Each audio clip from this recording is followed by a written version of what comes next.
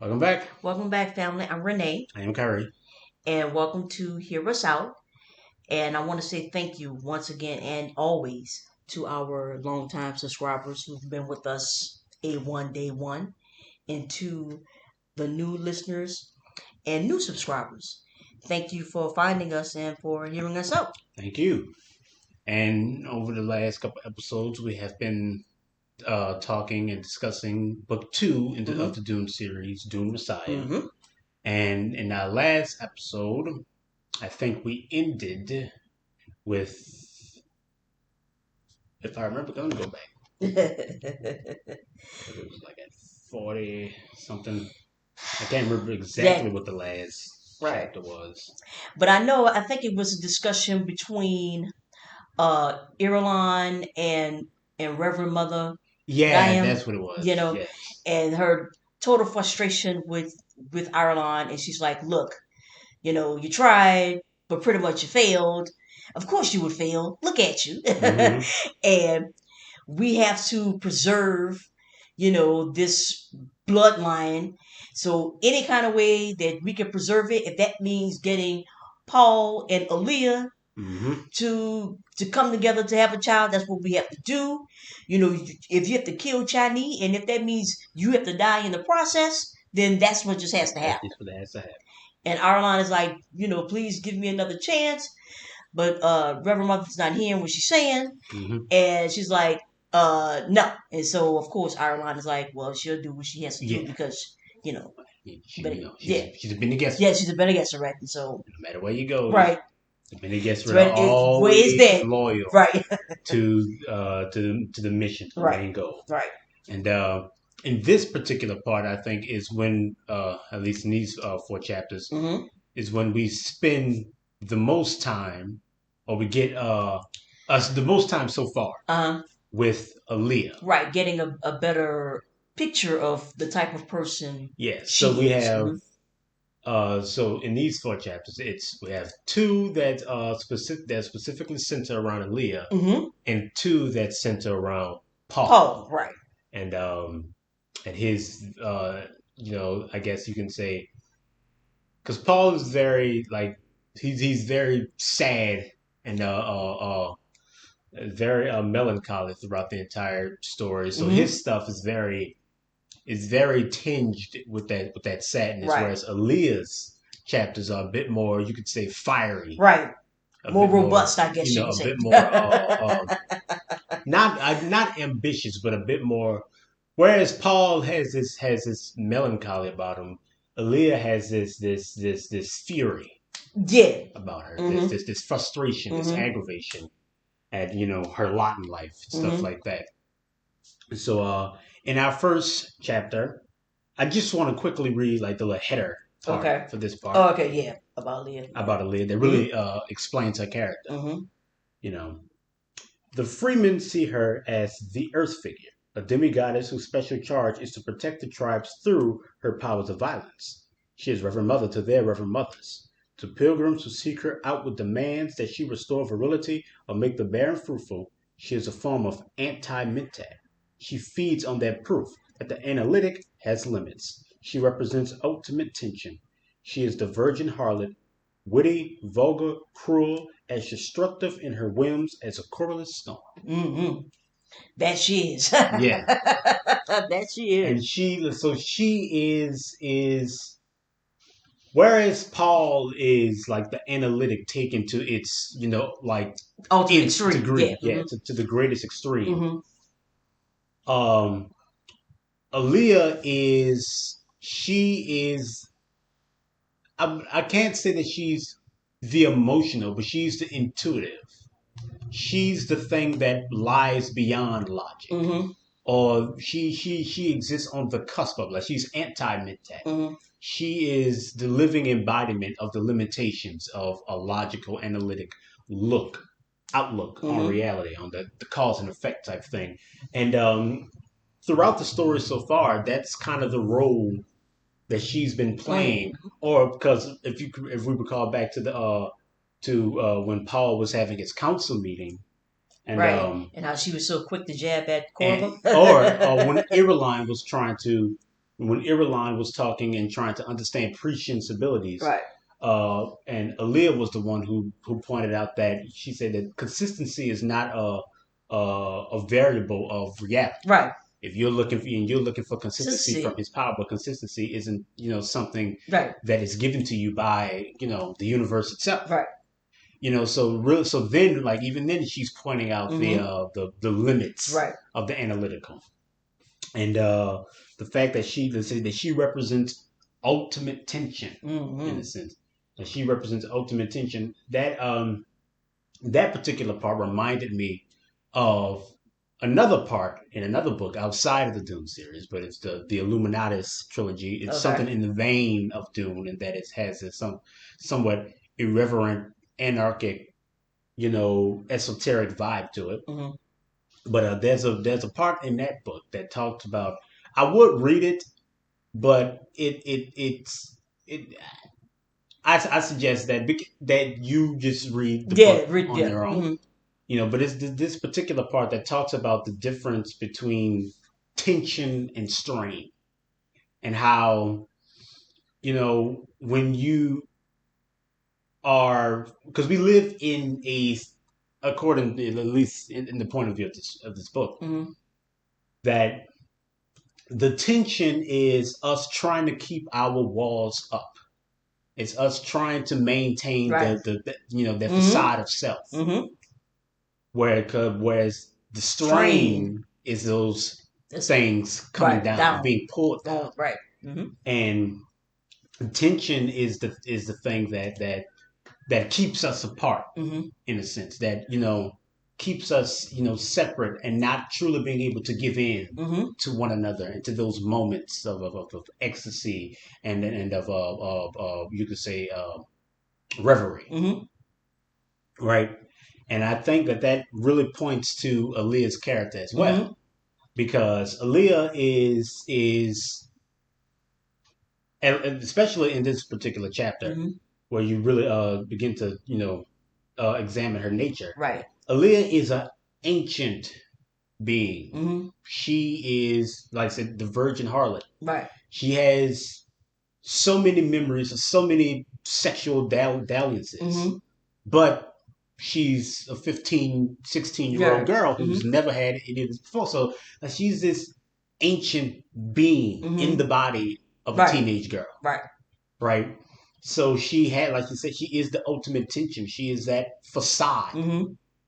and that it's easy for you to assume just by looking at her. And Mm-hmm. a lot of people make that assumption of her. And she kind of exists in that space Touch of space. Right. assumption Mm-hmm. anyway. There, so many people assume so much about her.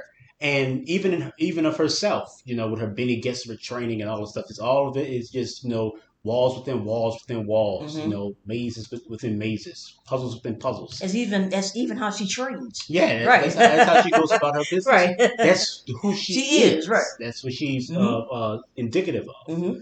But that is being challenged Mm-hmm. by the demands of her, age, of her wants, Mm-hmm. and especially in this chapter where uh, we see Aaliyah, and she is so just frustrated. She's Right. frustrated, and because Aaliyah is a very important figurehead in this new religion that is spreading throughout the Imperium, Mm-hmm. and she is so annoyed. She's so Right. annoyed with her supplicants. Mm-hmm. I think like she's annoyed that's like her supplicants have brought sand, have Right. tracked in sand to her sacred spaces and stuff. Right, because they could track her movement, like if she move or whatever, of course she leaves little Yeah, and steps and of course here she's they come annoyed. tracking right. Yeah, and she's annoyed Right. with everything, Right. and more, she's frustrated, sexually frustrated, Mm-hmm. because she's a teenager, Right. right? She's feeling this feeling inside of herself, and it's throwing her off balance because, like I said, she is an ancient being. Right. She's like I said, Reverend Mother to Reverend Mothers. She is something like somewhat superhuman in a Mm-hmm. sense, and she's feeling this compulsion inside of herself, which is driving this feeling of already feeling this annoyance, this anger, frustration, and so she goes off, and I think she's taking a bath, Right. right, and then she just gets up Right. completely naked and goes to her training grounds, and Right. she trains with this machine, this Mm-hmm. fencing machine, See, right. right, and she is wants to just work out her Mm-hmm. frustrations, you know, and And she's beating all the yeah, levels. she's Uh-huh. fighting this Mm-hmm. machine, and how it works is that it's some this fencing sword fighting machine that you fence out, and Mm-hmm. then you have to counter it and land a blow. When you Right. do, the machine gets faster Mm-hmm. and more agile and Right. learning, right? And when you strike the machine, a little light comes Right. A on, laser or whatever. right? That signifies that, oh, you've passed level one. Now it's Mm-hmm. on to level two, Right. level three, and stuff like that. And she is working out, this frustration. She's going faster and faster and Mm-hmm. faster. It says that only the greatest swordsman in the entirety of the Imperium can work up to seven. Right. She was at 11, She's like right? at 11. 11, right. Yeah, she's 7, 8, 9, 10, Right. and 11. 11, and going faster and faster Uh-huh. beyond human Right. capabilities. you know, and then this knife Mm-hmm. is thrown Right. past her and deactivates the machine. Mm-hmm. And Alia is frustrated, but also somewhat in awe Mm-hmm. of the deft hand that it Right. took to throw this knife at Mm-hmm. exactly the right speed that it needs to Mm-hmm. be thrown at to get through the uh, the shield Right. that they have and stuff like that to deactivate this machine. And she turns around, and obviously it's Paul, Paul, right? the one handy in the Imperium, who might Right. be able to surpass hers Mm-hmm. to deactivate this machine, And steel guards with and still guards with mm-hmm. Paul. And Aaliyah's there Standing there naked, naked, right? right? And Paul has a very, you could say, base instinctual reaction to this Uh-huh. that he kind of smothers immediately, Mm-hmm. you know. And he's there from the prompting of Irulan, Right. like as we've established early on, Mm-hmm. is trying to create situations Mm-hmm. where they might, Come together. come together, Right. right? So Irulan has kind of, manipulated this situation, but both Paul and Aaliyah, Mm-hmm. they're too well aware of themselves, Yes. Yeah. to not acknowledge Right. that, but they, it's very base, very Mm-hmm. instinctual.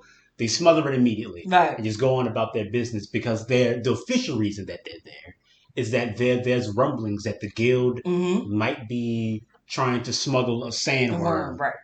off of Arrakis and Mm-hmm. try to create the spice cycle somewhere else. And they're very, because this at least confirms to them that the guild must be working with Freeman, Right. because Freeman are the only people who know how to locate and move Right. a sandworm. Sandworm. Mm-hmm. And they've known of the discontent inside of the Freeman for a long time, but this is the first actual Mm-hmm. confirmation that there is a contingent inside Right. of their own people that is working against them. And Stilgar is very matter of fact Yeah. throughout this entire thing, Right. because he Right. sees Aaliyah and is like, she needs a mate. Yeah. The first he cuts through all that. Yeah. He said, "All right, I love you two, Right. Right. so I'm going to say the thing that you two To see but don't want to say. say right. She needs a mate." Right. And I think Aaliyah says something snide, Yeah. like, "Oh, the Stilgar, the Guard. Freeman Right. Yeah. needs." Yeah. He did. It's Right. so attuned to Right. what people need and stuff like that. But He's like, yeah, whatever. but Paul recognizes the Right. truthfulness of the Uh-huh. statement, which I think goes into a later decision Right. of his. But he says that we're going to table that for now. Mm-hmm. We'll discuss that later. Right. Right now, we just need to figure this out. Mm-hmm. And they're also Aaliyah and Paul are being very human Mm-hmm. around him. They're being very human. And Stilgar is somewhat off-put by this. Mm-hmm. He's off-put because Stilgar, then you have to understand that Paul and Aaliyah are somewhat like gods. Yeah, they are to Stilgar, demigods, right. to Stilgar, to the Freeman people. Mm-hmm. And even though he is, he is, he is Stilgar. He is Mm-hmm. a leader amongst the Freeman people. He was the one who initiated Right. Paul into the Freeman culture and all Mm-hmm. of this stuff. And so he does still have this air of authority about him, Right. but he still has this feeling, Right. This all. this He's awe all. Mm-hmm. of He's them, right. and them being human around him, kind of, or admitting to Right. limitations Stations. that they have, is It puts very. him back just a little. Yeah, He's it catches him off of guard. guard. Mm-hmm. And there's a particular thing in the end here. There's one little part where because Aaliyah recognizes this and tries to set it Yeah. right, Temper it down. right, Right. temper it down, or at Mm-hmm. least facilitate it in something a bit more useful, because they Mm-hmm. need Stilgar. Yes. They need the Freeman name, but Mm-hmm. he's too caught up in his awe Mm-hmm. of them, or too discomforted by their limitations Mm-hmm. to actually do his job. Right. So there's this one little part right here where Aaliyah addresses Stilgar. She says, "Stilgar," Aaliyah said, fighting to hold him, "you stand in a valley between dunes. I stand on the crest. I see where you do not see. And among other things, I see mountains, which conceal the distances." So Stilgar relents and says, "There are things hidden from you," Stilgar said. "This you've always said. All power is limited," That's right. Aaliyah said. Mm-hmm. "And danger may come from behind the mountains," Stilgar said. "It's something on that order," Aaliyah said. Stilgar nodded, his gaze fastened on Paul's face. "But whatever comes from behind the mountains must cross the dunes." That's right. So yeah, so I like that way that Aaliyah is able to Yeah. explain Uh-huh. their quote unquote limitations Mm-hmm. to Stilgar, saying Mm-hmm. that we stand. Most of humanity stands in the valley, Mm-hmm. can't recognize anything, Right. but we stand on the crest, Mm-hmm. atop the dunes. Right. And we see further and more than anyone else, but Mm-hmm. there are still mountains and Right. things in the distance that Mm-hmm. somewhat obfuscate our vision. Views. Mm-hmm. And there are things that can hide behind those mountains and Mm-hmm. come from behind those mountains. And Stilgar recognizes that, but says that they must pass before they reach the valley, Mm-hmm. must pass over the dunes first, and that Alia and Paul Right. will be the first ones to Right. be able to Recognize recognize that. Uh-huh. that, Mm-hmm. Yep. right? And Yeah. in our second part, we see Edric, the guild steersman, Yeah. and a co-conspirator Mm-hmm. on the conspiracy to take down Paul. Right. And like we mentioned the last time, Edric, is the first. I guess you could say the first official guild steersman, to be ambassador to Arrakis, Uh-huh. and he was the one who presented Yeah. Hate, Hate. Duncan Right. Idaho, Duncan. Duncan Right. Idaho Blue. He was the one who presented him with that, and but in this chapter is the first time that Edric has a One. one-on-one Right. conversation Paul. with Paul. Mm-hmm. And Sidetail is there, but he is, he's doing his face dancing thing, right? He's changed his face to be a more, supplicant type Mm-hmm. face. But Paul is able to because it's in the eyes. Right. Paul recognizes that there's something dangerous about this man, or Mm-hmm. something deeper to him, Right. other than what he's presenting himself to be. And Stilgar is there. also there, Yeah. and a lot of his Freeman contingent is there. Mm-hmm. And they're in this very small room, Right. which puts Edric off because Edric needs, Some he's space. claustrophobic. Right. All guild steersmen are Mm-hmm. claustrophobic, and being in this small space is making him uncomfortable. Mm-hmm. But in this particular chapter, we get to see Edric shine. Because Mm-hmm. the first time he you does see pretty Edric, good here. the first time you see Edric, he's in the meeting with Sidetail and Irulan Right. and the Reverend Mother, Right. Gaius Helamohaim, and they're all just kind of nipping at him, Right. and Edric just seems so slow and Mm-hmm. is out of place there. But in this chapter, we see that He does. Yeah. Edric ain't no slouch. Right. Edric ain't no slouch. It's Right. just that he's missing context. Right. And there's a lot of little things going back and forth in this conversation. Mm-hmm. But the biggest part of the conversation, which is the part that I like, Mm-hmm. is that is one of the things that I think Dune does so well Hmm. in that it shows the like some of the least interesting things about Dune are the actual fight scenes. So when people are Correct. actually Yes. fighting. Right. Right. But when there's a discussion Discussion. going Hmm. on and you see all of the things, all of the the thought Hmm. and that goes into every word that they choose. Like these are the true battles. Hmm. These discussions when they're Right. going back and forth. And I think that's what the author wants to even convey Yeah, is that the fighting, the physical stuff, that's the easy part of and it's the often battle. and it's very blunt Yeah, and matter of fact. facts. You already know what comes with that, Hmm. but the But discussions, when you have yeah, two that's opposing forces right. going at it with each other, and there's a particular part in here. It's something that I wrote down. Let's It see if we says, wrote the same thing. well, I didn't. It wasn't a quote, but it was just something that popped into my head. Okay. Is that weaponized language cannot expose reality, only the one who wields it, Mm-hmm. right? I think I wrote something about language.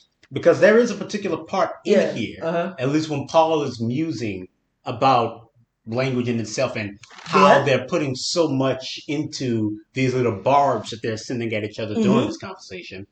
And but Edric, okay, I can just say that the conversation is about how Edric feels that Paul is something of a megalomaniac, Right. trying to make a god of himself. Himself. Mm-hmm. And he talks about like when religion fails, that's when government comes into Comes. play, Yeah, and I actually like wrote that yeah, down. and Right. that can Right. any man make a god of Self. himself Right. safely Mm-hmm. without incurring this type of Of.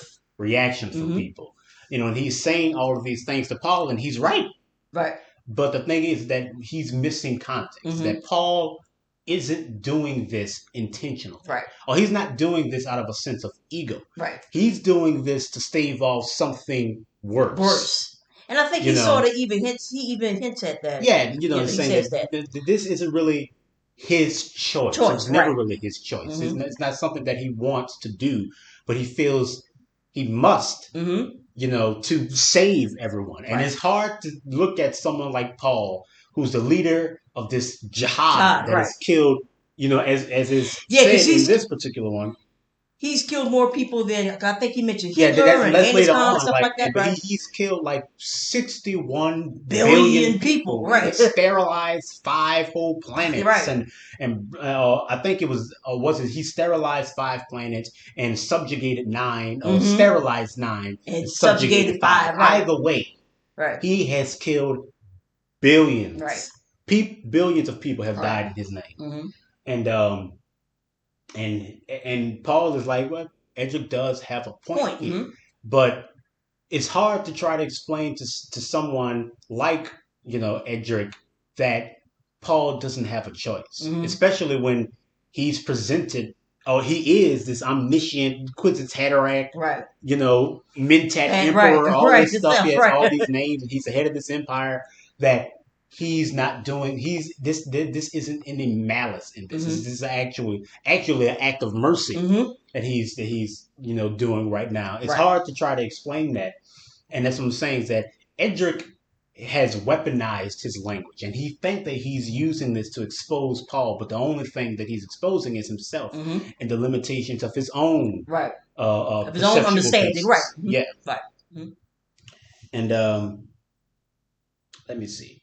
There's also because after the conversation is done and Edric is spent, Mm-hmm. he's spent having this conversation, and it really wasn't for Paul. Right. It was really for It was for Stilgar. Stilgar. Mm-hmm. And all the other freemen here to try to erode their Mm-hmm. faith in Paul, Mm-hmm. especially after, because we said Stilgar was kind of put off in the Right. first part we're seeing where he's seeing their limitations for the first time. So he said a lot of that for the benefit of let me see, said a lot of that for the benefit of I don't think I actually wrote that part down. Let me see. 'Cause I know I wrote. Because talking I about know the. that there's a part where Scytale kind of chimes in. That's probably look on page 130. 130. Look on page 130. Yeah, See, all 131. right. 131. Okay, all right. But yeah, Uh, after the uh-huh. conversation is done between the two, Mm-hmm. and Seitel is there, and Mm-hmm. he takes his Edric's containment Right. field and moves it. Right. He says something to Paul. He asks if he's permitted to speak, Mm-hmm. and he says, "Some say that people cling to imperial leadership because space is infinite. They feel lonely without a unifying symbol. For a lonely people, the emperor is a definite place. They can turn toward him and say, 'See, there he is. He makes us one.'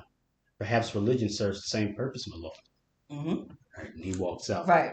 And that's when, Paul is like, yeah, there's something Yeah, definitely up. definitely with him. Right. Yeah, but that's a really good, true Mm-hmm. statement.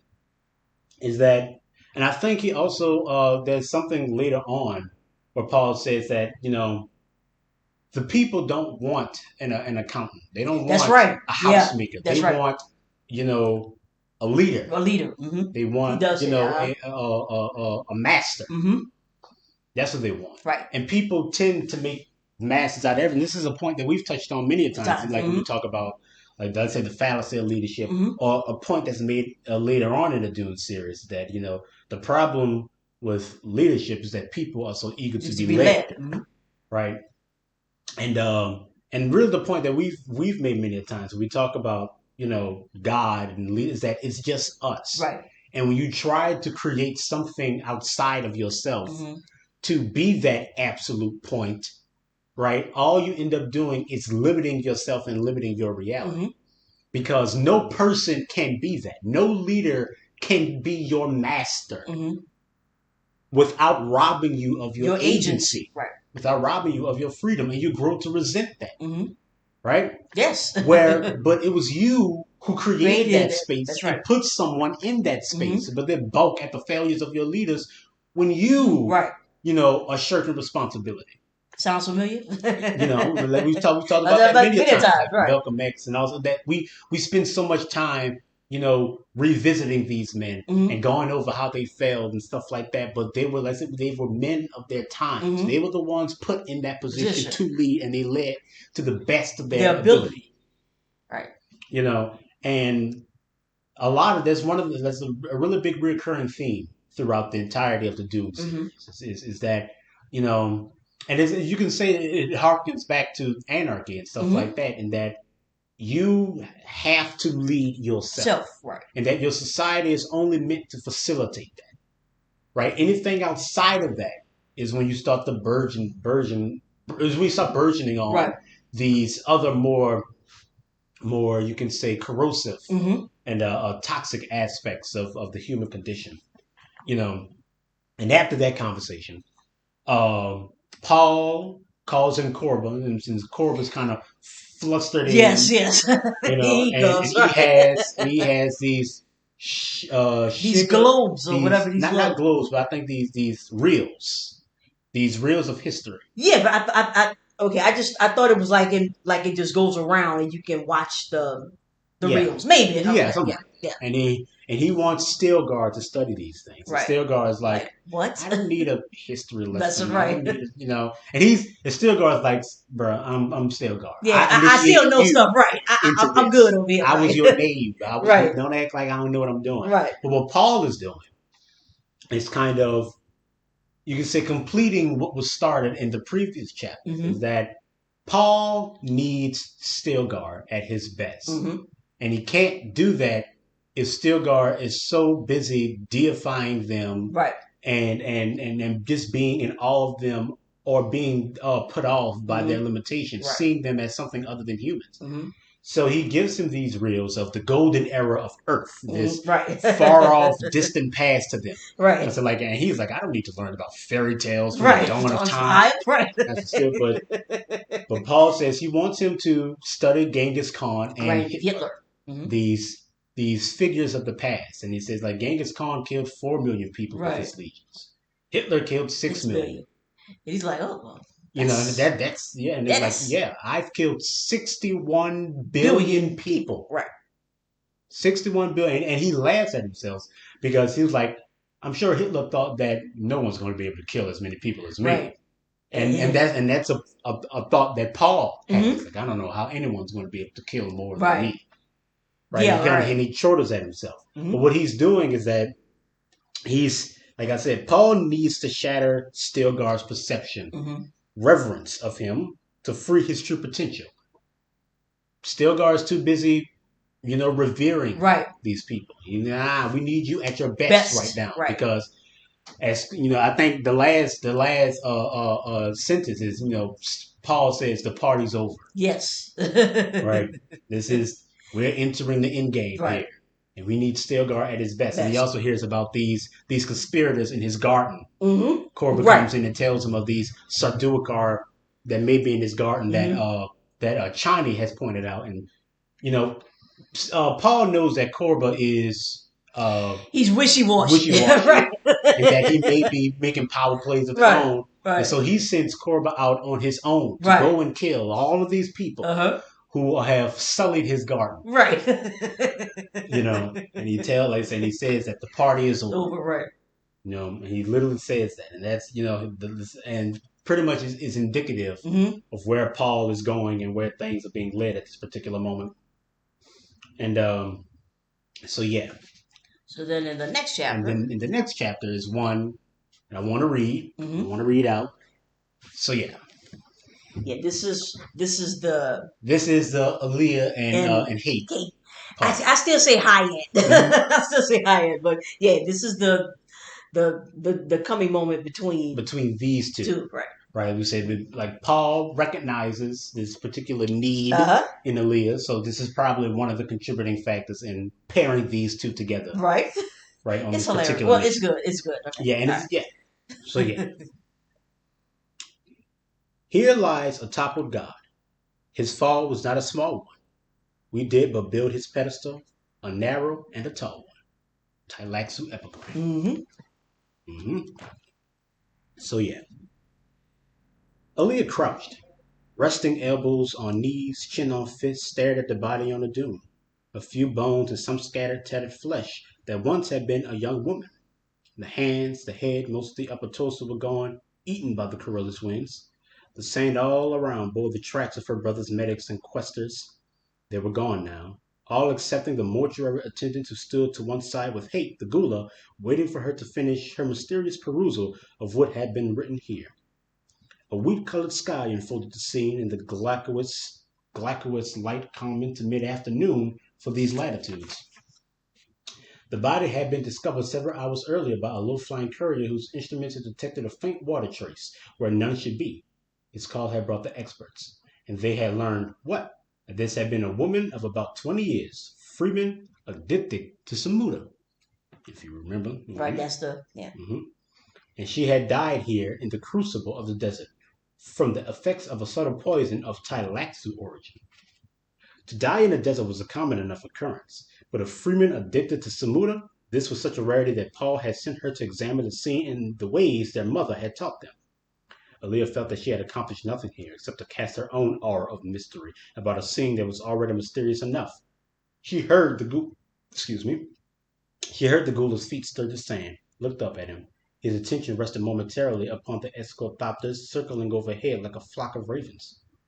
Beware of the guild bearing gifts, Aaliyah thought. The mortuary thopter and her own craft stood on the sand near a rock outcropping behind the Gula. Focusing on the grounded thopter filled Aaliyah with a craving to be airborne and away from here. But Paul had thought she might see something here which others would miss. She squirmed in her steel suit. It felt raspingly unfamiliar after all the suitless months of city life. She studied the Gula, wondering if he might know something important about this peculiar death. A lock of his black goat hair she saw had escaped the steel suit hood. She sensed her hand longing to tuck that hair back into place. As though lured by this thought, his gleaming gray metal eyes turned toward her. The eyes set her trembling, and she tore her gaze away from him. A Freeman woman had died here from a poison called the throat of hell. A Freeman addicted to Samuda. She shared Paul's disquiet at this conjunction. The mortuary attendants waited patiently. His corpse contained not enough water for them to salvage. They felt no need to hurry. And they believed that Aaliyah, through some glyptic art, was reading a strange truth in these remains. Mm-hmm. No strange truth came to her. There was only a distant feeling of anger deep within her at the obvious thoughts in the attendants' minds. It was a product of the damned religious mystery. She and her brother could not be people. They had to be something more. The Bene Gesserit had seen to that by manipulating Atreides' ancestry. Their mother had contributed to it by thrusting them onto the path of witchery, and Paul perpetuated the difference. The Reverend Mother's encapsulated in Alia's memory stirred restlessly, provoking Adab flashes of thought. Peace, little one. You are what you are. There are compensations. So Aaliyah is feeling outside of herself at this Mm-hmm. moment, frustrated that Paul was sent her here, Right. and all of the attendants are looking like, oh, Yeah. Aaliyah Aaliyah's here. is doing Right. some type of magic. And Magic. she's just Right. so She's frustrated, reading. Right. and and she feels like a freak uh. here, and the voices inside her are trying to, tamp out that feeling by Right. saying, "That's quiet. Yeah. They're all compensations, Mm-hmm. right?" And also, hate is there, and Paul, and not Paul, but Aaliyah is like he said, she's feeling attracted to him Right. ever since she first saw him, Mm-hmm. and that also makes her more frustrated. Right. She's just so off kilter out here in mm-hmm. this steel suit that she hasn't worn in months. Right. Looking at this scene, Mm-hmm. she can't see anything. Like, Right. oh God, God. Right. Here they are. and here everyone Right. is. Compensations. She summoned the Gula with a gesture. He stopped beside her, attentive, patient. What did you see in this? She asked. We may never learn who it is was dyed here, he said. The head, the teeth are gone, the hands.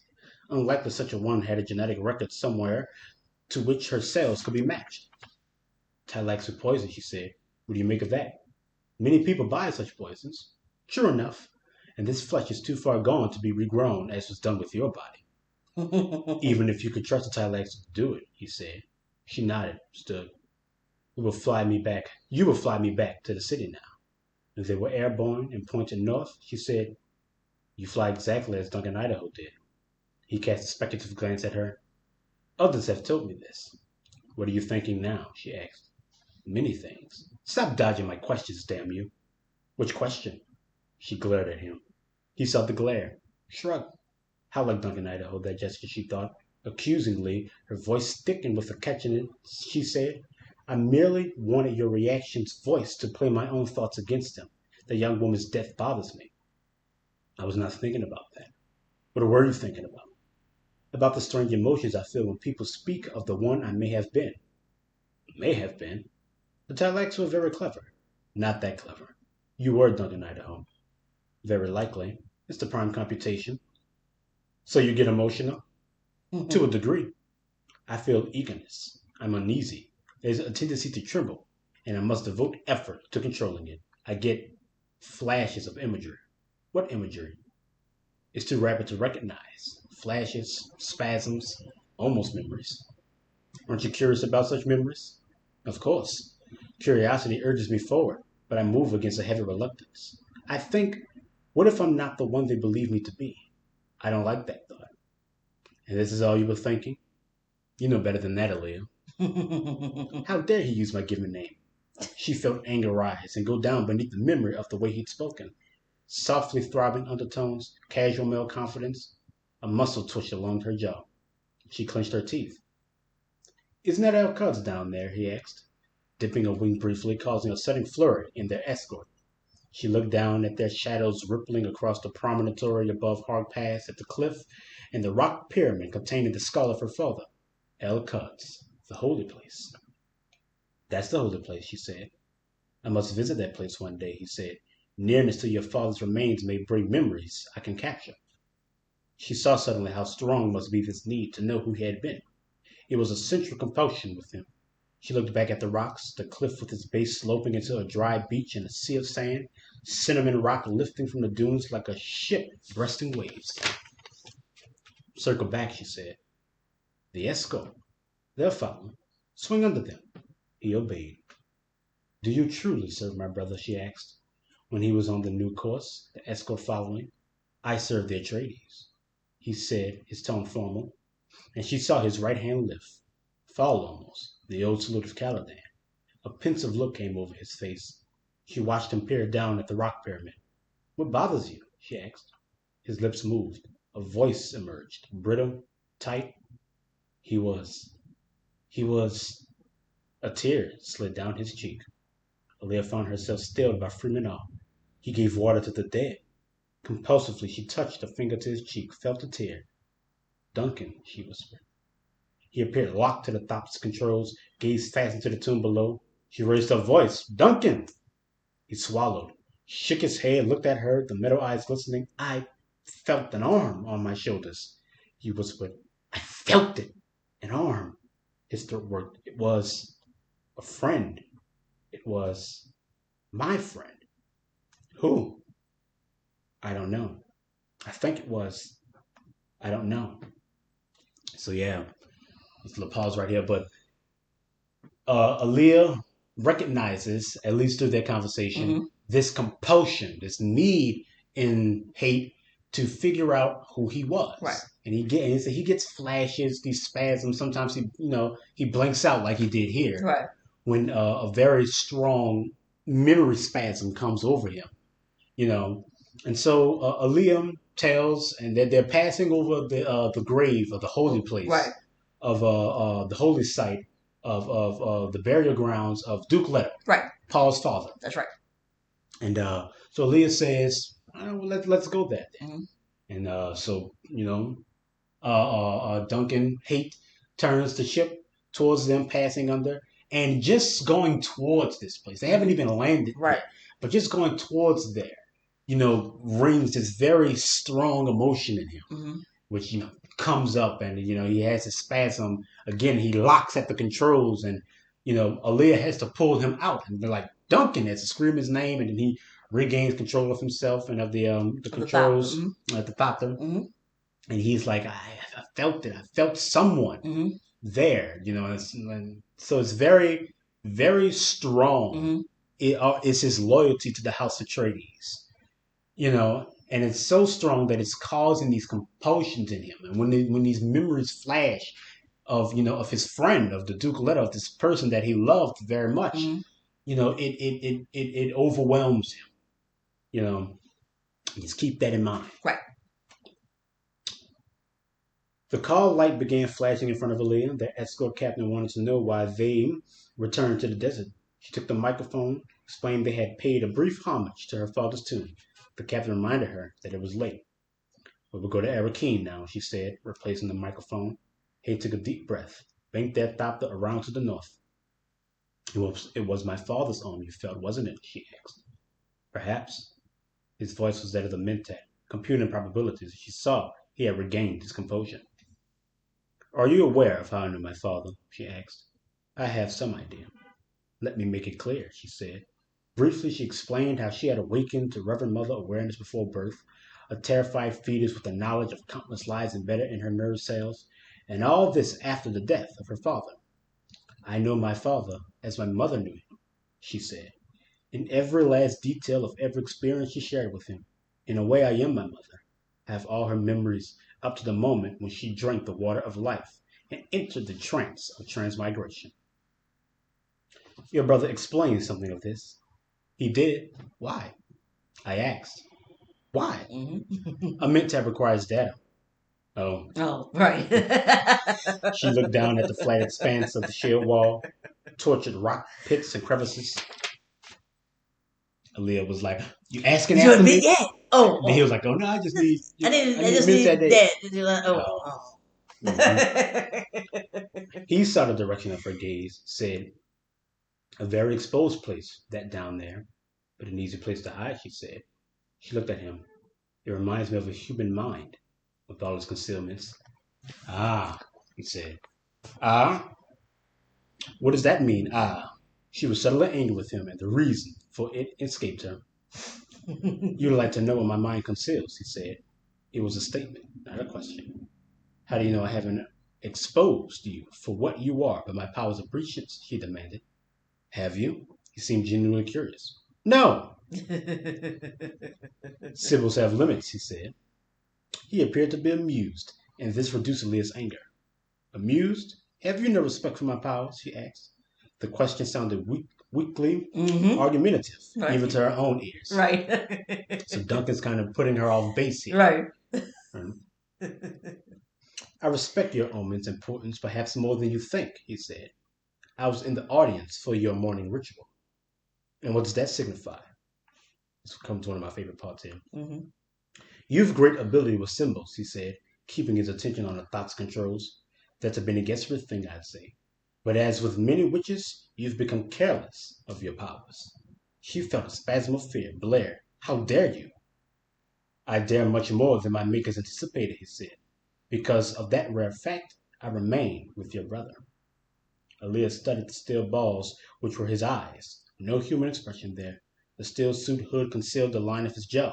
His mouth remained firm, though. Great strength in it, and determination. His words had carried a reassuring intensity. Dare much more. That was the thing Duncan Idaho might have said. Had the Tylax who fashioned their gula better than they knew? Or was this mere sham part of his conditioning? Mm-hmm. And I like this little part because it shows one of the weaknesses of the Bene Gesserit as a whole, but Right. especially in Aaliyah being the ultimate Reverend Mother, Mm-hmm. in that they take their powers for granted. They're somewhat bored by them, which shows in how they apply it, in this careless way. Whereas someone like Duncan Idaho is able to recognize the import and the I guess you could say a specialness, uniqueness of these abilities, and understands, you know, just from his from an outsider view, Right. the deft hand and the I guess you could say reverence that someone should have of these abilities. You know, even if they're commonplace to you, and this laissez-faire attitude toward this grand power is a weakness in her, and that puts her off kilter. That makes her afraid. In a sense, she blares out this comment, but Duncan stands his ground. Right. Once again, explain yourself, Gula, she commanded. Know thyself. Is that thy commandment? He asked. Again she felt that he was amused. Don't bandy words with me, you thing, she said. She put a hand to the crier's knife in its throat sheath. Why would you give it to my brother? Your brother tells me that you watched the presentation, he said. You've heard me answer that question for me. Answer it again. For me. I am intended to destroy him. Is that the Mentat speaking? You know the answer to that without asking, he chided. And you know as well that such a gift wasn't necessary. Your brother already was destroying himself quite adequately. She weighed these words, her hand remaining on the heft of her knife. A tricky answer, but there was sincerity in the voice. Then why such a gift, she prodded. It may have amused the Tailatsu, and it is true that the guild acts for me as a gift. Why? Same answer. How am I careless of my powers? How are you employing them? He counted. His question slashed through to her own misgivings. He took a hand away from the knife, asked, Why do you say my brother was destroying himself? Oh, come now, child. Where are these vaunted powers? Have you no ability to reason? Controlling her anger, she said, Reason for me, Mentat. Very well. He glanced around at their escort, returned his attention to their course. The plain of Arakim was beginning to show beyond the northern rim of the shield wall. The pattern of the Pan and Graben villages remained indistinct beneath the dust pall, but the distant gleam of Arakim could be discerned. Symptoms, he said. Your brother keeps an official Panegyrist who was a gift of the Freeman Knaves. An odd gift from France, he said. Why would they surround him with flattery and civility? Have you really listened to the Panegyrists? The people are illuminated by Muad'Dib, the Umar regent. Our emperor came out of darkness to shine resplendently upon all men. He is our sire. He is precious water from an endless fountain. He spills joy for all the universe to drink. Pah! Speaking softly, Alia said, If I but repeated your words for our freeman escort, they'd hack you into bird feed. Then tell them. My brother rules by the natural law of heaven. You don't believe that, so why say it? How do you know what I believe? She experienced trembling that no Bene Gesserit power could control. This gula was having an effect she hadn't anticipated. You command me to reason as a Mentat, he reminded her. No Mentat knows what I believe. She took 2 deep, shuddering breaths. How dare you judge us? Judge you? I don't judge you. You've no idea how we were taught. It's another one of my favorite parts here. Mm-hmm. Both of you were taught to govern, he said. You were conditioned to an overweening thirst for politics. I mean, for power. You were imbued with a shrewd grasp of politics and a deep understanding for the uses of war and ritual. Natural law? What natural law? That myth haunts human history. Haunts! It's a ghost. It's insubstantial, unreal. Is your jihad a natural law? See? Mm, there's nothing Natural. natural That's right. about any of this. Mm-hmm. No, none of our human constructions are natural, Natural. That's right. and you are a byproduct of those Mm-hmm. things. So don't talk about natural law. Right. There's nothing natural about what's going on with you, your Mm-hmm. brother, or the jihad, or with Right. any of us. You know, Mentat Jabber, she sneered. I'm a servant of the Atreides, and I speak with candor, he said. Servant? We've no servants, only disciples. And I am a disciple of awareness, he said. Understand that, child. And you don't call me child, she snapped. She slipped her cries knife half out of its sheath. I stand corrected. He glanced at her, smiled, returned his attention to piling the Thopter. The cliff-sided structure of the Atreides keep could be made out now, dominated the northern suburbs of Arrakeen. You are something ancient in flesh, that is little more than a child, he said, and the flesh is disturbed by its new womanhood.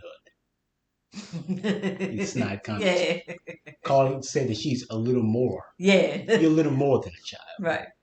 You know, you're childish about yourself, childish about your powers, Mm-hmm. all annoyed and angry. And then you also, this ancient being trapped in the body of a teenage girl, you're a child. A Right. little more than a child. Right. You know. I don't know why I listened to you, she growled. But she let the cries knife fall back into its sheath, Right. wiped her palm on her robe. Mm-hmm. The palm, wet with perspiration, disturbed her sense of freedom and fragility. Such a waste of the body's moisture. You listen because you know I'm devoted to your brother, he said. My actions are clear and easily understood. Nothing about you is clear and easily understood. You're the most complex creature I've ever seen. How do I know what the Talaxu built into you? By mistake or intent, he said, they gave me freedom to mold myself. You retreat into Zinsuni parables, she accused. The wise man molds himself, the fool lives only to die. Her voice was heavy with mockery. Disciple of awareness. Men cannot separate means and enlightenment, he said. There's so many good quotes in here. Right. You speak riddles. I speak to the opening mind. I'm going to repeat all of this to Paul. He's heard most of it already. She found herself overwhelmed by curiosity. How is it you're still alive and free? What did he say? He laughed, and he said, people don't want a bookkeeper for an emperor. They want a master, someone who will protect them from change. But he agreed that destruction of his empire arises from himself. Need I say more? Do I need I'm, we're gonna have to get a video because I'm just shaking my head. I'm like, yep, yep, like we explained earlier on. right, Everybody wants, especially like you said, a master to protect them from change. right. Everybody wants to maintain that status That's quo, right. no matter how dangerous it may be. Mm-hmm. Why would he say such a thing? Because I convinced him. I understand his problem and will help him. What could you possibly have said to that? He remained silent, banking a thopter into the downwind leg for a landing at the guard complex on the roof of the keep. I demand you tell me what you said. I'm not sure you could take it. I'll be the judge of that. I command you to speak at once. Permit me to land us first, he said. And not waiting for her permission, he turned onto the base leg, brought the wings into optimum lift, settled gently onto the bright orange pad atop the roof. Now, Alia said, speak. Yes. Here comes Right. perhaps my favorite part. So the whole thing we read so far. I told him that to endure oneself may be the hardest task in the universe. She shook her head. That's a bitter pill, he said, watching the guards run toward them across the roof, taking up their escort positions. Bitter nonsense! The greatest Peltonate Earl and the lowliest stipendiary serf shares the same problem. You cannot hire a mentat or any other intellect to solve it for you. There's no writ of inquest or calling of witness to provide answers. No servant or disciple can dress the wound. You dress it yourself or continue bleeding for all to see. There it is, laid out. The problems of today Right. are the problems of yesterday. The problems of the rich are the problems of the poor. Somebody can point this out to you. Right. But it may be all encompassing, but it is still a subtle thing that every individual must face in their own way. And no one can salve that wound for you. You have to face it yourself. That's yourself, right. Or continue bleeding out until it kills you. But there's no one who can solve this for you. Like you said, to endure oneself is the hardest task, because nobody is more acutely aware of your shortcomings, of your failures. That's right. Than yourself. That's right. And to recognize, this is one of the things I said, to recognize these things in yourself is to recognize it everywhere else. What we build is just a mirror. Because all of us are emperors. All of us are kings of our own empires, in our own minds. And kings can only build mirrors every single time, something to reflect themselves, because we're all egotistical and we can't escape ourselves. And you build this mirror, and it's up to you to recognize the thing that is reflected. That's right. If you cannot, or if you refuse to, then you see the detriment. You bleed out. Your society bleeds out. It dies. It kills itself. It's suicide by delusion. Sounds familiar. She whirled away from him, realizing in the instant of action what this betrayed about her own feelings. Without wile of voice or which route to trickery, he had reached into her psyche once more. How did he do this? What have you told him to do? She whispered. I told him to judge, to impose order. Alia stared at the guard, marking how patiently they waited, how orderly. To dispense justice, she murmured. Not that, he snapped. I suggested that he judge. No more. Right. Guided by one principle, perhaps. And that, to keep his friends and destroy his enemies. To judge unjustly, then. What is justice? Two forces collide.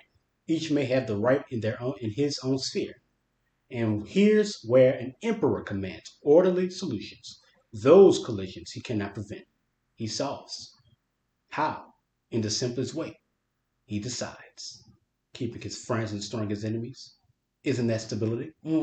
People want order. This kind or some other. They sit in the prison of their hungers and see that war has become the sport of the rich. That's a dangerous form of sophistication. It's disorderly. Come on.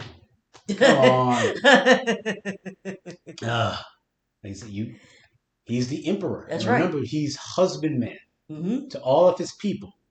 And every good emperor, all the good ones, find themselves in Paul's position, having to choose. And that's why I said many times before that leaders at their best are custodians.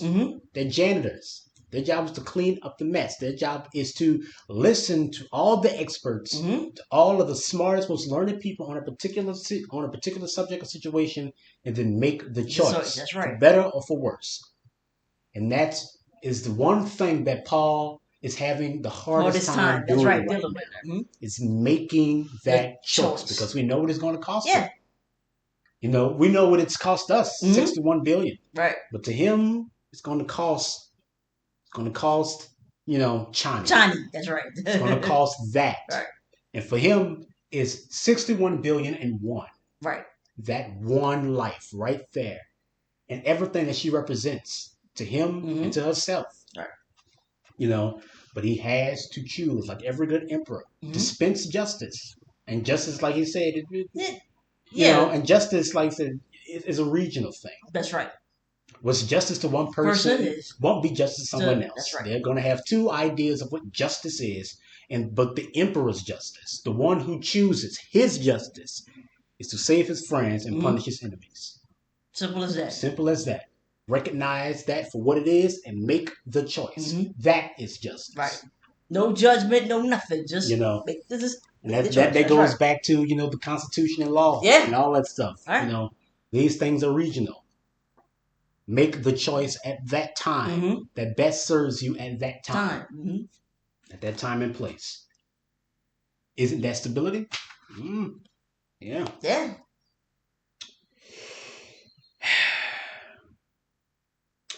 I would suggest to my brother that you are much too dangerous and must be destroyed, she said, turning to face him. A solution I've already suggested, he said. And that's why you are dangerous, she said, measuring out her words. You've mastered your passions. That is not why I'm dangerous. Before she could move, he leaned across, gripped her chin in one hand, planted his lips on hers. It was a gentle kiss, brief. He pulled away, and she stared at him with a shock leavened by glimpses of spasmodic grins on the faces of her guardsmen, still standing at orderly attention outside. Right. Some high school stuff there. Yeah. All the guardsmen like, oh my god, he just kissed Yes, Aaliyah. yeah. And remember, like, Aaliyah is, Like she is a demigod. God. She's a Right. god to these people. Right. And the fact that she's just been kissed, it's Right. like, oh. Right. So yeah, Aaliyah put a finger to her lips. There had been such a sense of familiarity about that kiss. His lips had been flesh of a future she'd seen in some prescient byway. Breast heaving, she said, I should have you flayed. Because I'm dangerous? Because you presume too much. I presume nothing. Nothing. Right. I take nothing which is not first offered to me. Be glad I did not take all that was offered to me. He opened his door, slid out. Come along. You've dallied too long on a fool's errand. He strode toward the entrance dome beyond the pad. Aaliyah leaped out, ran to match his stride. I can see him running through. This is Aaliyah at her most childish. Right. I'll tell him everything you said, Yeah. everything you did, she said. Good. He held the door for her. He will order you executed, she said, slipping into the dome. Why? Because I took the kiss I wanted. He followed her, his movement forcing her back. The door slid closed behind him. The kiss you wanted? Outrage filled her. All right, Aaliyah. Right. The kiss you wanted. Right. He started to move around her toward the drop field. As though his movement had propelled her into heightened awareness, she realized his candor, the utter truthfulness of him. The kiss I wanted, she told herself. Yeah. True. Your truthfulness, that was dangerous, she said, following him. You returned to the ways of wisdom, he said, not breaking his stride. A Mentat could not have stated the matter more directly. Now, what is it you saw in the desert? She grabbed his arm, forcing him to a halt. He'd done it again, shocked her mind into sharpened awareness. I cannot explain it, she said, but I keep thinking of the face dances. Why is that? That is why your brother sent you to the desert, he said, nodding. Tell him of this persistent thought. But why? She shook her head. Why face dances? There's a young woman dead out there, he said. Perhaps no young woman is reported missing among the freemen. That's right. So yeah, that last little closing look part, like they kiss and Aaliyah gets all flustered. Yeah. I'm going to tell my brother on you. He's going to have you killed and all this stuff. And then he's like, okay. Hate is playing coy and stuff like that. But in doing so, it's able to shock her awareness into the place that it needs to be in. And and I think that that's one of the best things that you actually see about is that these powers are rarely, I mean, at their best, they're not singular. Right. You need someone to bring that out of you, and that's another reason why Chani is so important to Paul. Right. She brings the best out of him, and Hate is able to do that for Aaliyah. To sharpen her awareness, keep her sharp, keep her moving, and she does what she does. She pulls beyond logic, just this intuitive sense that the face dances are involved in this. Right. She does her namesake, her keepsake, the virgin harlot, the anti-mentat, right. the force beyond logic, is able to pull something completely intuitively, presciently, if you would say. Right. Not even presciently, just something just intuitive, right. intuitive about it that allows her to pull out this face dancer, and then he's like, I don't know why. It's not even logical to her. But then Hate says that there's a woman dead out there, but perhaps there is no woman noted as missing. Right. So perhaps there's a face dancer out there disguised as this woman. And that clues us into because, like you said, there's this fervent woman who is addicted to Saluda, That's right. From who from earlier. early on in the Right. book, who is Opium's daughter. Right. And as we saw, Sidetail Yeah, it took her. took her Right. after he killed Farad Mm-hmm. and his son. Mm-hmm. And now we know that he killed her Right. in the in the desert and is now masquerading as her. Right. So yeah. Now we have one more chapter. Mm-hmm. There's one more chapter, right? And we've passed over the hour mark, and usually we'll stop here. Right. But and one of the reasons why this episode is coming out a bit later than usual is because I had a hard time deciding between Yeah, which the one to chapter we read? just read Uh-huh. and this following chapter. Right. So I've decided that I'm going to read both of them. I don't know if we won't be able to discuss this particular part, Okay. But I just want this part to be read. I just need this needs to be heard. Right. And so yeah, and if you have any feelings on it, you can leave them in the comments on what you think this one might be about. But yeah, so in closing, the final chapter of the part we read so far. I'll read it. Yeah. Okay, no problem. I think what a joy it is to be alive, and I wonder if I'll ever leap inward to the root of this flesh and know myself as once I was. The root is there. Whether any act of mine can find it, that remains tangled in the future. But all things a man can do are mine. Any act of mine may do it. The Gula speaks. As he lay immersed in the screaming odor of spice, staring inward through the oracular trance, Paul saw the moon become an elongated sphere. It rolled and twisted, hissing, the terrible hissing of a star being quenched in an infinite sea, down, down, down, like a ball thrown by a child. It was gone. This moon had not set. Realization engulfed him. It was gone. No moon. The earth quaked like an animal shaking its skin. Terror swept over him. Paul jerked upright on his pallet, eyes wide open, staring. Part of him looked outward, part inward. Outwardly, he saw the plasmel gillwork which vented his private room, and he knew he lay beside a stone-like abyss of his keep. Inwardly, he continued to see the moon fall. Out, out. His grillwork of plasmel looked onto the blazing light of noon across Arakim. Inward, there lay black as night. A shower of sweet odors from a garden roof nibbled at his senses, but no floral perfume could roll back that fallen moon. Paul swung his feet to the cold surface of the floor, peered through the grillwork. He could see directly across the gentle arc a footbridge constructed by crystal stabilized gold and platinum. Fire jewels from far Sidon decorated the bridge. It led to the galleries of the inner city across a pool and fountain filled with water flowers. If he stood, Paul knew, he could look down into petals as clean and red as fresh blood whirling, turning their disk of ambient color tossed on an emerald freshness. His eyes absorbed the scene without pulling him from spice thraldom, that terrible vision of a lost moon. The vision suggested a monstrous loss of individual security. Perhaps he'd seen his civilization fall, toppled by its own pretensions. A moon, a moon, a falling moon.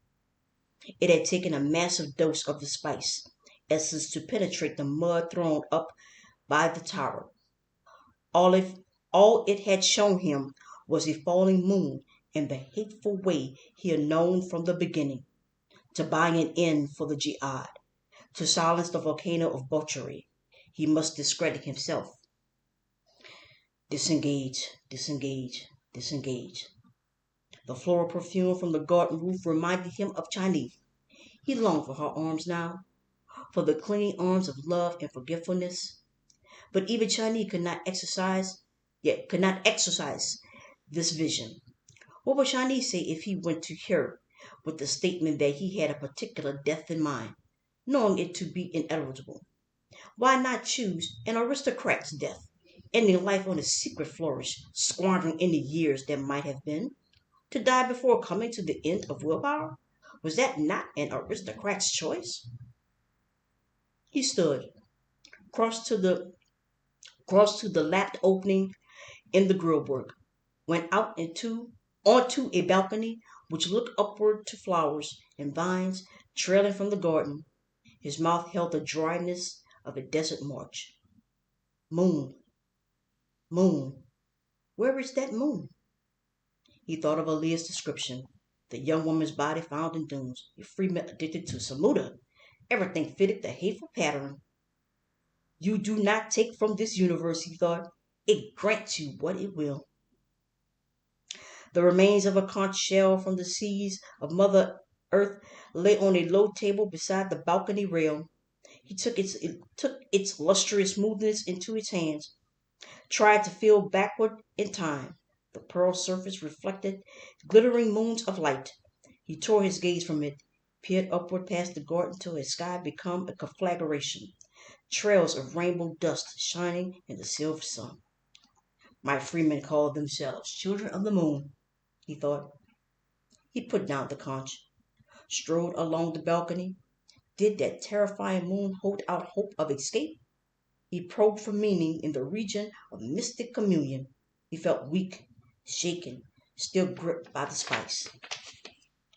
At the north end of the plasmid chasm, he came in sight of a lower building of the government warren. Foot traffic thronged the roof walks. He felt that the people moved there like a frieze against a background of doors, walls, tile designs. The people were tiles. When he blinked, he could hold them frozen in his mind. A freeze. A moon falls and is gone. A feeling came over him that the city out there had been translated into an odd symbol for his universe. The buildings he could see had been erected in the plain where his freemen had obliterated the Saduakar legions.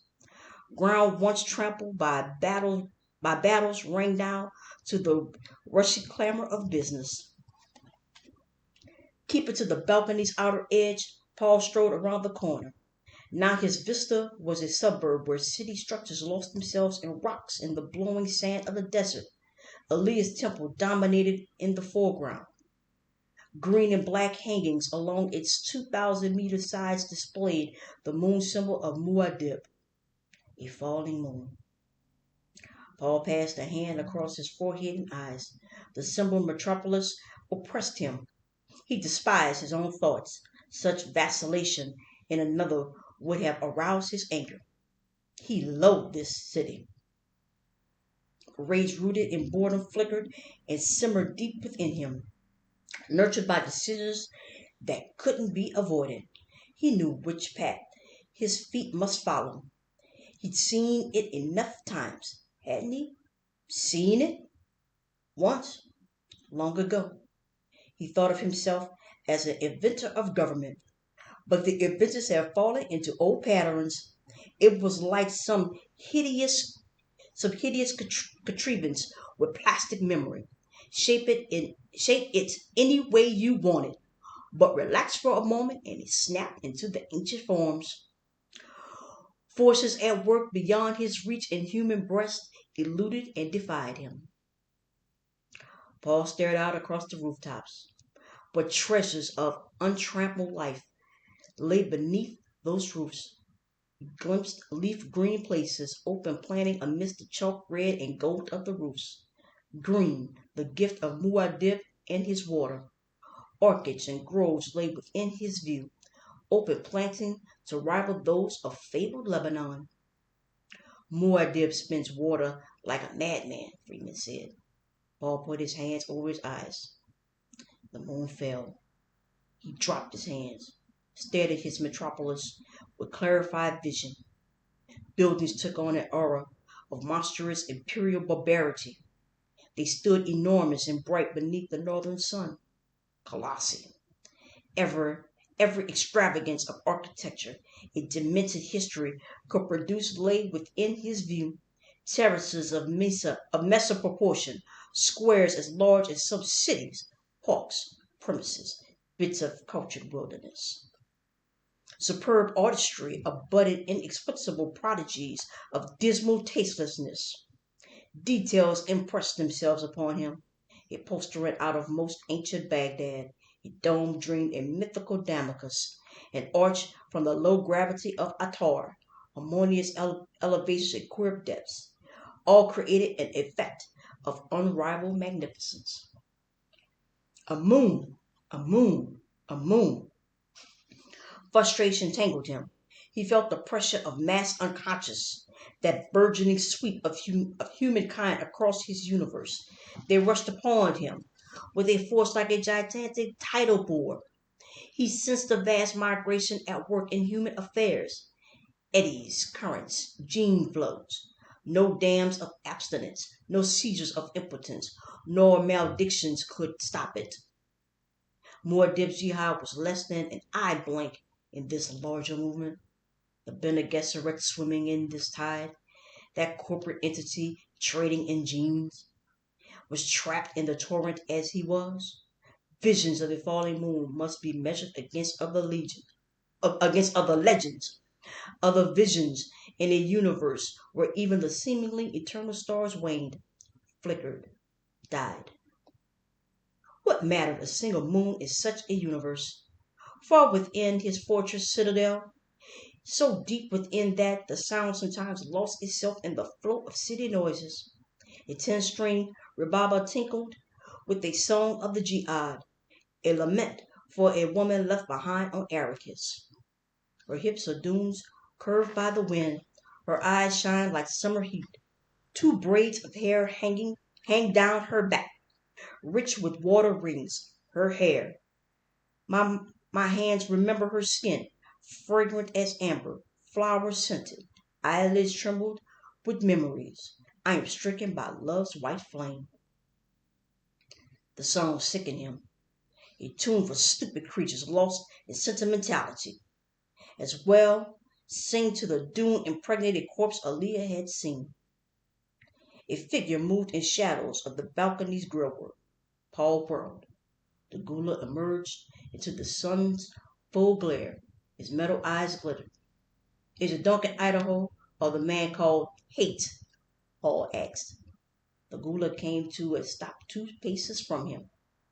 Which would my law prefer? The voice carried a soft ring of caution.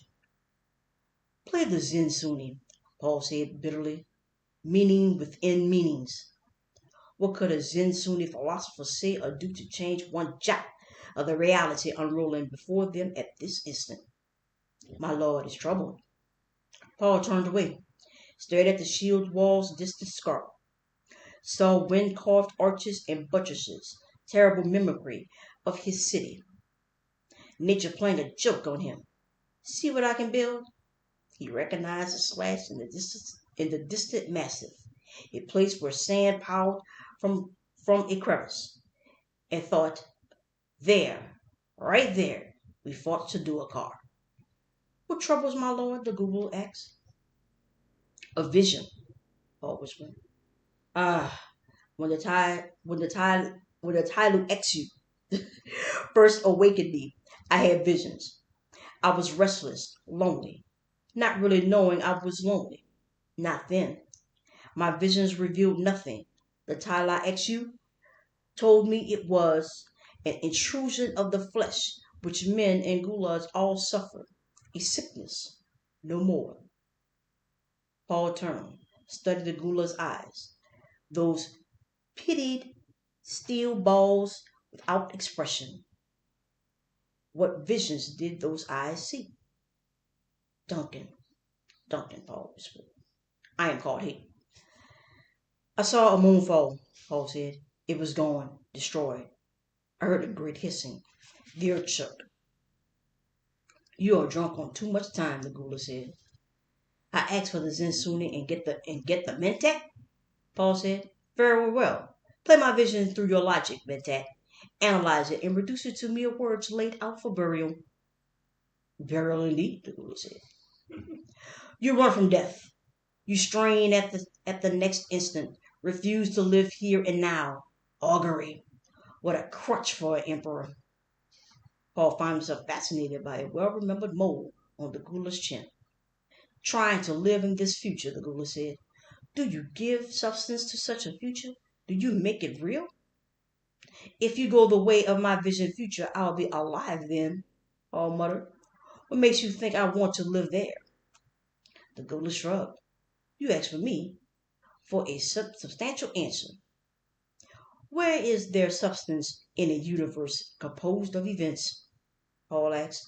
Is there a final answer? Doesn't each solution produce new questions? You digested so much time, you have delusions of immortality, the Gula said. Even your empire, my lord, must live its time and die. Don't parade smoke blackened altars before me, Paul growled. I've heard enough sad histories of gods and messiahs. Why should I need special powers to forecast ruins of my own like all those others? The lowliest servant of my kitchen could do this. He shook his head. The moon fell. You've not brought your mind to rest at its beginning, the Guru said. Is that how you destroy me? Paul demanded. Prevent me from collecting my thoughts? Can you collect chaos? The Guru asked. We Zen Sunni say, not collecting. That is the ultimate gathering. What can you gather without gathering yourself? I'm devoured by a vision and you spew nonsense? Paul raged. What do you know of precisions? I've seen the oracle at work, the Guru said. I've seen those who seek signs and omens for their individual destiny. They fear what they seek. My falling moon is real, Paul whispered. He took a trembling breath. It moves. It moves. Men always fear things which move by themselves, the Guru said. You fear your own powers. Things fall into your head from nowhere. When they fall out, where do they go? You come from me with thorns, Paul growled.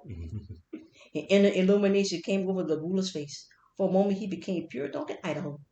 I give you what comfort I can, he said. Paul wondered at that momentary spasm. Had the Guru felt grief which his mind rejected? Had hate put down a vision of his own? My moon has a name, Paul whispered. He let the vision flow over him then. Though his whole being shrieked, no sound escaped him. He was afraid to speak, fearful that his voice might betray him. The air of this terrifying future was thick with Chinese absence. Flesh that had cried in ecstasy, eyes that had burned him with their desire, the voice that had charmed him because it played no tricks of subtle control, all gone back to the water and the sand. Slowly, Paul turned away, looked out at the present and the plaza before Alia's temple. Three shaven-headed pilgrims entered from the processional avenue. They wore grimy yellow robes and hurried with their heads bent against the afternoon's wind. One walked with a limp, dragging his left foot. They beat their way against the wind, rounded a corner, and were gone from his sight.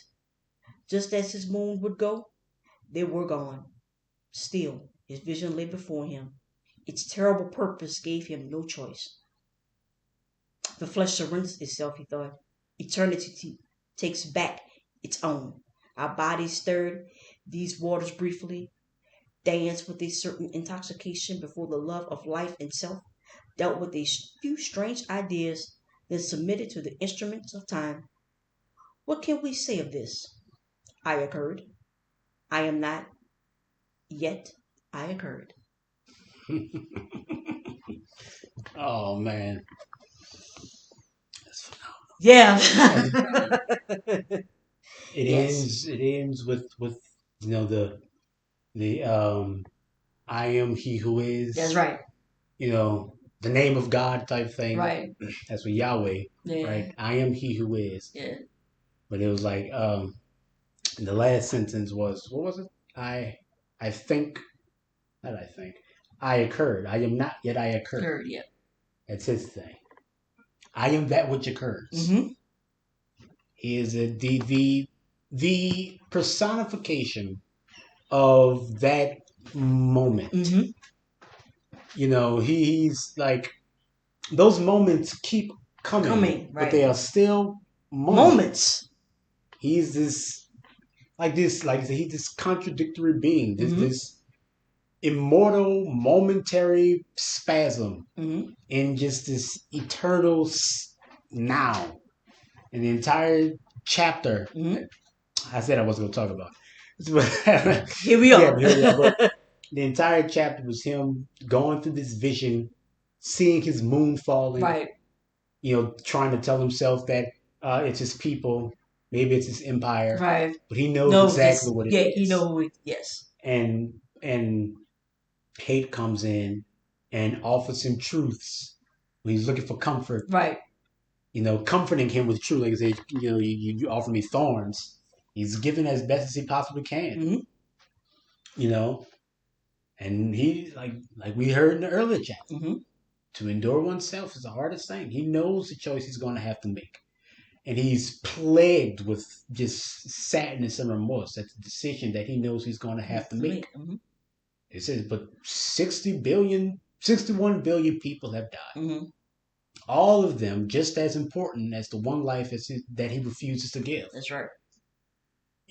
Like I said, for him, it's 61 billion and one, right? That one life, that one life, not just her life, but his life, of what they could be together, their life, that one that he has to give. And like I said, he once had pretensions of creating something new. Right. He was creating a new empire, right, and an it inventor. falls. Yep, and it falls into the But he same relaxes traps. one Right. moment, relax for one moment, it all snaps back to what it always was. Sounds familiar? Because people are people, That's right. no matter what artifice, what mode we have to fit, and that's what it is. And Paul is just plagued with the, like you said, with the knowledge. You say the boredom, the mundaneness of it all. That it's going to keep rolling on. All these lies. He said this momentary spasm, but just so much. And that, like I say, it's an act of mercy because it could be so much worse without it. And it's like I said, he's never wanted any of this. I said, remember, this is a victory. This is a victory for Paul. Yeah, remember they won, right? Yeah. Like I said, the last book was a tragedy couched in victory. This is a victory couched in tragedy. The entirety of Dune was Paul being like, I don't want this, but it's the compulsion. It's not him driving it. It's the race consciousness that he's reacting to. Right. All of us, that human drive that gave birth to him. And that is leading him down this path. And it's a tragic one. It's the one of the jihad. Right. But like it's so much worse than all the other. I mean, it's better than all the other paths it could be. And here he is now trying to bring this to a close. Like I said, this book is about a victory. It's about him finally bringing it to a close. But it is tragic. It is tragic, the cost that has been, foisted upon us. And it's no less tragic now that, Paul himself has to pay it. To bring this particular chapter, this momentary, eternal spasm of death to an end. So yeah, if you have any questions or comments, leave them in the comments. And once again, thank you for hearing us out. Thank you so much.